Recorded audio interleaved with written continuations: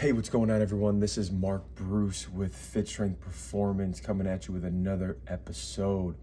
Today, I'm going to talk about 4 ways to reduce your knee discomfort. So, first, let me disclose that if you are someone that has knee pain that's severe, that's chronic, that's occurring every day, you need to go see a physical therapist or a doctor because this is something that's outside of the scope of a personal trainer, of a strength and conditioning coach, right? We might be able to reduce some of those things, but I always refer out to physical therapist and or seeing your physician, because it could be something more than what I can see. It could be something that you need an MRI or an X-ray, and it never hurts to get an expert's opinion who deals with those kind of injuries. So if you're someone that has knee pain every single day, I highly recommend that you go see that physical therapist or doctor. So 4 things are going to help reduce your knee discomfort. If it's occurring, mildly, or it's just there, the pain's under a 3 or 4. Again, maybe it happens, every time you play a long weekend tournament. These are 4 things that you can do at home.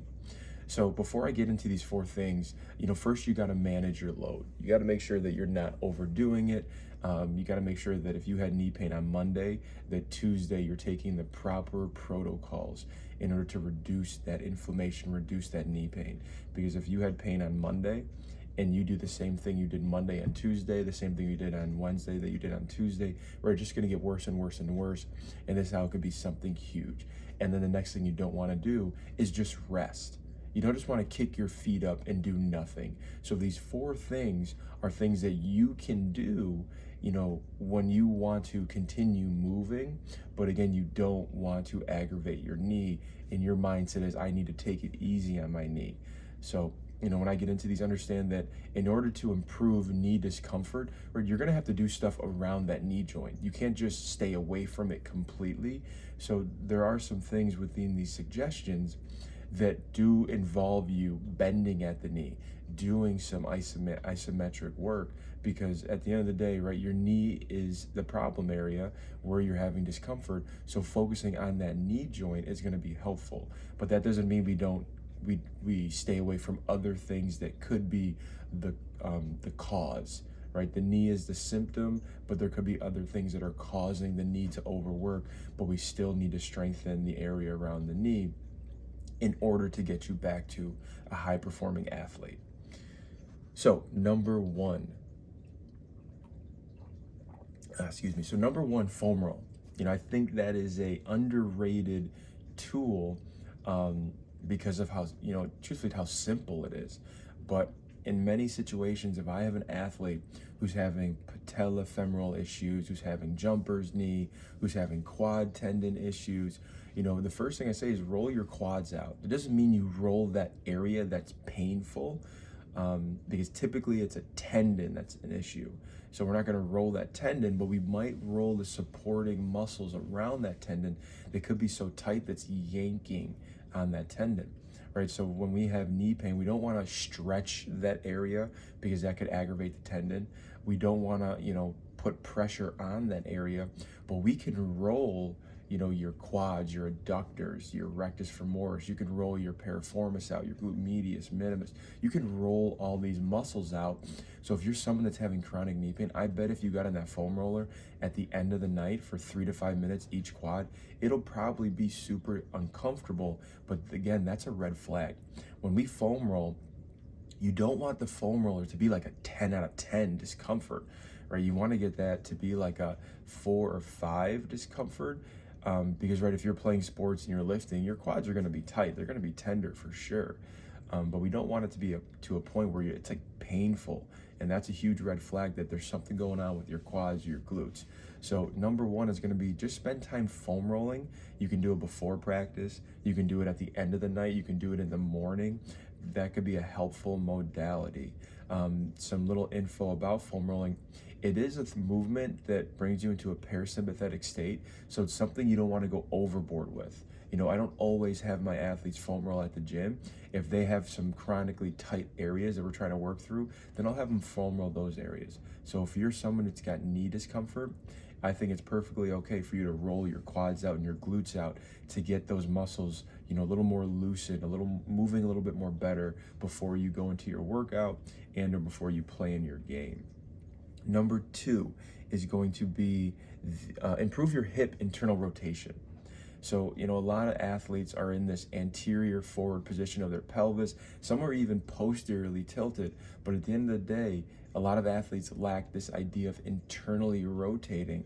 And some of it has to do with the shoes they wear. A lot of it has to do with, being stuck at their ankles, and it's limited in terms of how they can internally rotate. I work with a lot of basketball players and volleyball players, and that's a sport that athletes are just very anteriorly tilted, right? They sit all day because they're athletes, so their hamstrings aren't what they should be doing. Then their pelvis is stuck in a forward posture, a forward position that inhibits their femurs from internally rotating. So if you improve your internal rotation, right, that can help take off the stress that your knees are experiencing, because that affects what happens at the tibia, it affects what happens at the foot, and then that could cause either some foot issues, some, more severe knee pain, and or some hip discomfort. So the 2 exercises we love doing at the gym is going to be a side lying knee to knee slide. I'll put this exercise in the comment section or in the description. But essentially, you're teaching your body how to you're teaching your body how to internally rotate and externally rotate by laying on the side, because now gravity isn't really, it's not causing so much it's not challenging you at a higher degree if you're going to stand up and gravity's pushing down on you. So it's a little easier because gravity's pushing down on the hip, and you're able to move your knee side to side with a foam roller in between, and that can really help improve some internal rotation. It can really help focus on posteriorly tilting at the pelvis to get the hamstrings firing up as well. And then the next exercise that we like doing is going to be a 90-90 rotation.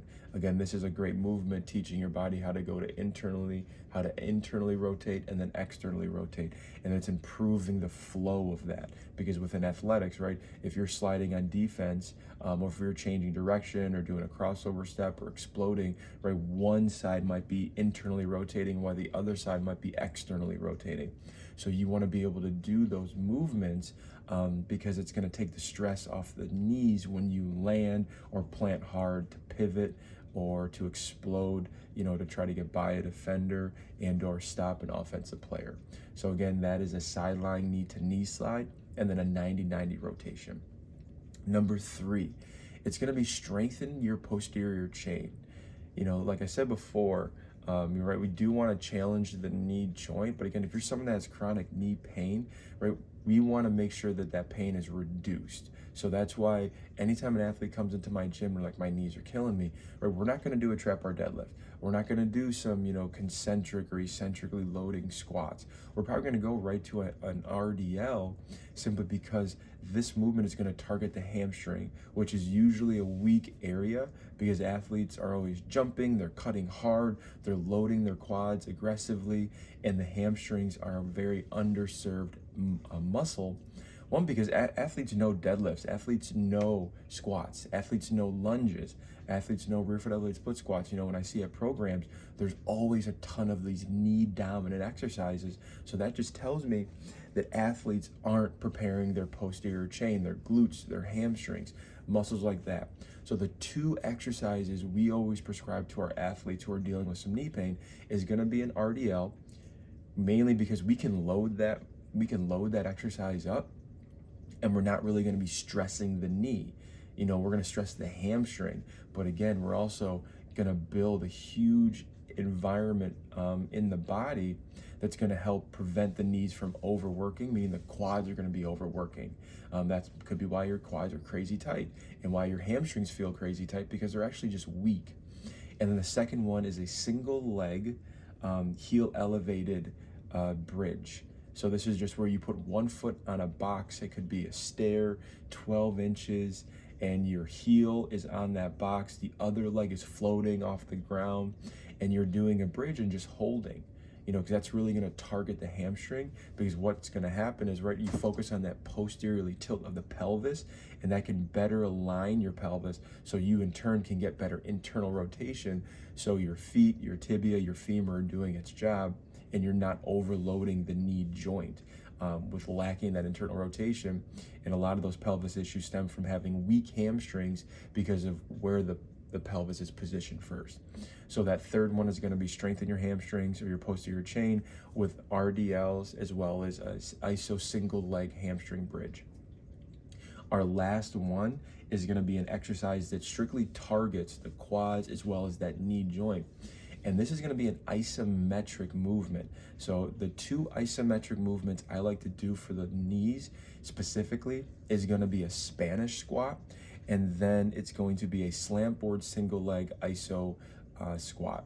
So with that Spanish squat, and again, I'm going to put some hyperlinks in this comment section, is you're going to take two resistance bands, make sure they're thick enough, and you're going to wrap one around a rack or an anchor point, and then you're going to take the other one and you're just going to loop it through, so you can hold on with with two hands or two legs, and then you step through it with both legs so it's behind the knee, and then you go back to where there's a lot of tension, and then you sit back. The key to this movement is to find a depth where you don't feel the knee pain. You want to find a depth where you feel your quads burning. And the benefits of isometrics is if you go 30 or more seconds, it's taking out, that muscle tendon junction. It's taking out the stress on the tendon itself and gets to load the muscle, meaning you're going to get a lot of blood flow around the knee joint, and that's going to help the tendon. I've had a lot of athletes come into the gym. My knees hurt. I don't want to squat today, and I'm like, cool, we'll take it easy, and we'll do. So for example, last week I had an athlete who's been dealing with some knee pain, and we did a split squat from pins, but just holding the isometric for 10 seconds. And he's like, zero knee pain. I've never felt better. Like everything is gone. It doesn't mean you go out and start jumping and doing some crazy stuff and you load up a heavy squat. It just shows you that when you hold an isometric for 30 or more seconds, right, you get to put so much blood flow in the quads that it's actually going to relax that tendon and can reduce that irritation or those pain points. So the Spanish squat is a great low-level exercise that anyone can do it. I had an 8th grader do it yesterday. Everyone can do it, and it's very basic. And you manipulate the depth. You can go 90 degrees, you can go parallel, or you can go at like 120, something where you're only bending the knee a little bit, because that's where you don't feel discomfort. And then over time, you want to reduce the depth or get deeper and deeper and deeper.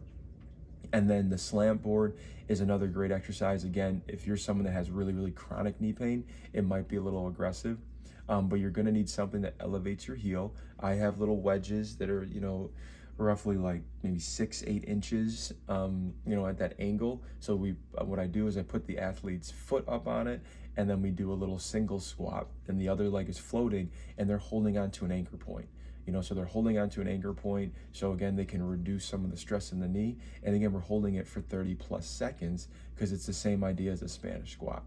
So those are my 4 tips. Again, that first one, that bonus one, was just manage your stress. If you're jumping every single day, if you're going to AU, tournaments, and you're doing 6, 8, 10 games a weekend, right? That's a lot of stress on the knee. So you really got to make sure that you're doing the proper protocols Monday through Friday to reduce the pain and even get rid of it. So when you go to play, you're not overdoing it, and you're not just, making the pain worse and worse and worse. So that first one is going to be foam roll. Go buy a foam roller on Amazon. I'll put a link in here too. Go buy a foam roller, like $20, foam roll 3 to 5 minutes every night to try to reduce some of the, the tension in the quads and the glutes, and that can help. Number 2 is going to be improve your hip internal rotation. So we have our sideline knee to knee slides, then we have our 90-90 rotation. Number 3 is going to be our strengthening your posterior chain, and the 2 exercises we love to do are our 2 dumbbell or barbell RDL, or even kettlebell RDL depending on the athlete, and then a single leg isometric bridge. So that's where the 12-inch box, single leg heel elevated bridge. I'm right now filming this show, and it is, it's a little after 5 in the morning. So, waking up. And then the last one is going to be an isometric Spanish squat or an isometric slant board heel elevated squat. And that's something that if you could use a 45-pound plate, but it's better if you have a wedge.